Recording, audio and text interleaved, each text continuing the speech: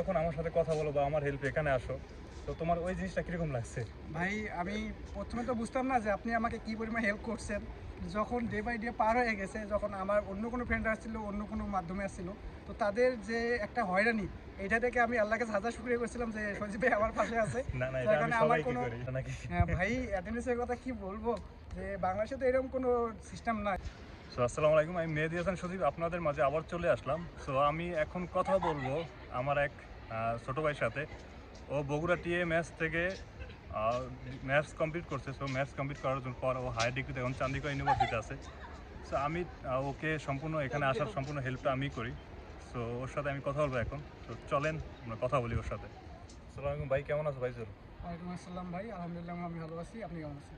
আছি ভাইয়া, তোমাদের দয়া অনেক ভালো। তো চলে আসলাম তোমাদের ডিপার্টমেন্টে। কীরকম লাগতেছে তোমার এখানে পড়াশোনা করে?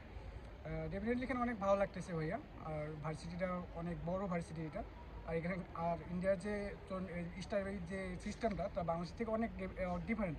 সো এই জায়গা তো ইন্ডিয়া শুধু ইন্ডিয়াতে না, তো চন্ডী ইউনিভার্সিটির যে স্টাডি কারিকুলাম, এটা বাংলাদেশ থেকে অনেক ডিফারেন্ট, যেটা আমার অনেক ভালো লাগে, যে আমার স্কিলগুলোকে ডেভেলপ করতেছে।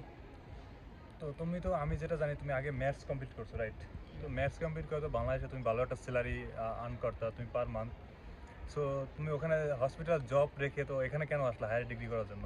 তো আসলে ভাইয়া আমাদের ম্যাথস পাস সমমান দেওয়া হয় এইচএসসি, কিন্তু আর আমার প্রয়োজন হায়ার গ্র্যাজুয়েশন। সো এই জন্য আমার চন্ডীগড় ইউনিভার্সিটি আসা, যে আমার গ্র্যাজুয়েশনটা ডেভেলপ করার জন্য। আচ্ছা, তো এমনিতে তোমাদের এখানে পড়াশোনার লেভেল বা তুমি যেই সেক্টরে আছো পড়াশোনা করতেছো, তুমি তো চোখের সেক্টরে আছো, আই সেক্টরে।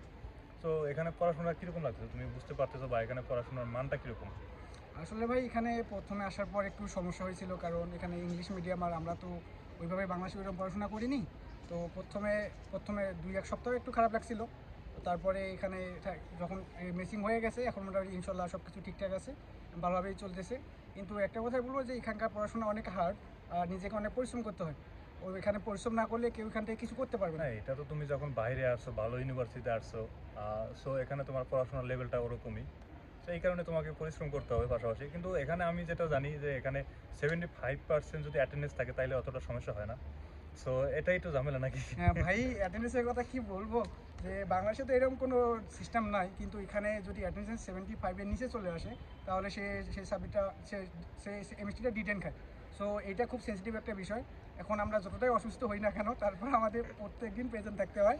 আর যদি মেজর প্রবলেম হয়ে যায় আমাদের, সেক্ষেত্রে আমরা মেডিকেল লিভ নিতে পারবো, এটা অ্যাভেলেবল আছে। তো এই দিক দিয়ে সুবিধাটা আছে। কিন্তু এটা একটা ভালো যে হচ্ছে আমাদের অ্যাটেন্ডেন্সটা খুব সেন্সিটিভ চন্ডীগড় ইউনিভার্সিটি। কারণ অ্যাটেন্ডেন্স যদি আমরা যে প্রত্যেকদিন ক্লাস আমরা যে গ্যাদার করতে পারি, তাহলে আমাদের স্কিলগুলো ডেভেলপমেন্ট হবে। আর বাংলাদেশের যে পড়াশোনাগুলো করছি, ওগুলো যেহেতু অতটা ডেভেলপ আমরা করতে পারি না। যখন আমরা এই ভার্সিটি আসলাম, আমি চন্ডীগড় ইউনিভার্সিটি যখন আসলাম, তখন বুঝতে পারলাম যে এই চন্ডীগড় ইউনিভার্সিটি পড়াশোনার সিস্টেম, বাংলাদেশের পড়াশোনার সিস্টেম আকাশ পাতাল, এত ডিস্টেন্স আর কি। সো এটা ইন্টারন্যাশনাল ইউনিভার্সিটি এখানে হবেই। সো একটা জিনিস আমি তোমার কাছে লাস্ট জানতে চাচ্ছি, যারা বাংলাদেশ থেকে ম্যাথসে যারা পড়াশোনা করছে বা যারা কমপ্লিট করছে, তাদেরকে তুমি হায়ার ডিগ্রির জন্য কী বলো বা কী বলতে চাচ্ছ? তাদেরকে হায়ার ডিগ্রি করা প্রয়োজন? অবশ্যই ভাইয়া, আমি যারা পড়াশোনা করতে ইচ্ছুক, আমি ম্যাথসের দিকে এটাই বলবো যে আপনারা হায়ার গ্র্যাজুয়েশন গ্যাদার করেন। কারণ শুধু ম্যাথস যে আমাদের ডিগ্রি, এটা দিয়ে আমরা জীবনে খুব বেশি বড় কিছু করতে পারবো এমনটা আমার মনে হয় না। কিন্তু আমাদের উচিত সবাইকে এর থেকে আরও বড় বড় ডিগ্রি নেওয়া, যেটা আমাদের পার্সোনাল লাইফকে, আমাদের স্ট্যাটাসকে ডেভেলপ করবে। আমাদের স্যালারি যে একটা বিষয়, আমাদের লাইফে বড় একটা ইফেক্ট, যে স্যালারি, তো এই দিক দিয়ে আমার ফেসিলিটিটা অনেক ভালো পাবেন। তুমি তো এখান থেকে যাওয়ার পর তো ইজিলি চেম্বার করতে পারবা বা সব কিছু করতে পারবা। তুমি কীরকম থিঙ্কিং করতেছো যে এখান থেকে কীরকম স্যালারি আর্ন করবা, বা তোমার এখান থেকে অন্য কান্ট্রিতে যাওয়ার ইচ্ছা আছে কিনা? ডেফিনেটলি ভাইয়া, আমার তো এটা সেই ছোটো থেকেই স্বপ্ন যে আমি পিএইচডি কমপ্লিট করব। তো এখানে এই সব গ্র্যাজুয়েশন কমপ্লিট করে একটা ফেসিলিটি হচ্ছে যে এরপরে এমএসসিও করা যায়, দেন পিএইচডিও করা যায়। সেটা তার নিজের ইচ্ছার উপরে, প্লাস তার যে এডুকেশনাল যে গ্রেড আছে, এগুলোর উপর ডিপেন্ড করবে এমএসসি প্লাস পিএইচডি। সো সবাই তো কেউ তো ছোটো হতে চায় না, সবাই বড়ই হতে চাই ভাইয়া। সো আমারই স্বপ্ন আমি পিএইচডি কমপ্লিট করবো, এমনটা স্বপ্নই আমার। তো চলো সামনের দিকে যাই। আর ওকে ভাইয়া, আমরা এখন আছি চণ্ডীগড় ইউনিভার্সিটির। এটা হচ্ছে আপনার D5-এর সামনে আছি আমরা। সো D5টা হচ্ছে অন্য ডিপার্টমেন্ট, আর তোমার ডিপার্টমেন্টটা হচ্ছে D7, রাইট? D7।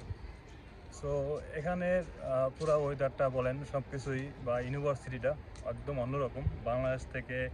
বা বাংলাদেশের যে ইউনিভার্সিটিগুলো, তারা মাত্র একটা বিল্ডিং করে, এটা আমি সব ভিডিওতে বলে থাকি যে ইউনিভার্সিটি হয়ে থাকে, বাট এখানেটা একদমই আলাদা। সো আমি এতক্ষণ কথা বলতেছিলাম আমার ছোট ভাই ফাইজুল আগে ম্যাথস কমপ্লিট করছে। সো ম্যাথস কমপ্লিট করার পর রাইট নাও ও হায়ার ডিগ্রিতে চণ্ডীগড় ইউনিভার্সিটিতে আছে। সো আমার সম্পূর্ণ হেল্পে ও এখানে আসছে। সো তুমি যখন আমার সাথে কথা বলো বা আমার হেল্পে এখানে আসো, তো তোমার ওই জিনিসটা কীরকম লাগছে? ভাই আমি প্রথমে তো বুঝতাম না যে আপনি আমাকে কী পরিমাণ হেল্প করছেন। যখন ডে বাই ডে পার হয়ে গেছে, যখন আমার অন্য কোনো ফ্রেন্ড আসছিল, অন্য কোনো মাধ্যমে আসছিল, তো তাদের যে একটা হয়রানি, এটা থেকে আমি আল্লাহকে হাজার শুকরিয়া করছিলাম যে সজীব ভাই আমার পাশে আছে। না না, যার এটা আমি কারণে আমার সবাইকে কোনো করি।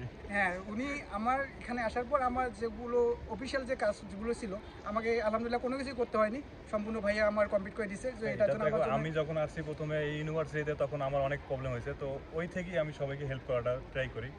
আর আমি তোমাদের প্রতিও রিকোয়েস্ট, তোমরাও সবাইকে হেল্প করবা যারা নতুন আসবে। ডেফিনেটলি ভাই। সো ফাইজুল, এই পর্যন্ত রইলো আমাদের, নেক্সট টাইম দেখা হবে। ওকে ভাই, শুভ কামনা রইলো তোমার জন্য। ওকে ভাই, সো আসসালামু আলাইকুম। আপনাদের জন্য দোয়া রইলো। সো সকলে আমাদের জন্য দোয়া করবেন। আসসালামু আলাইকুম।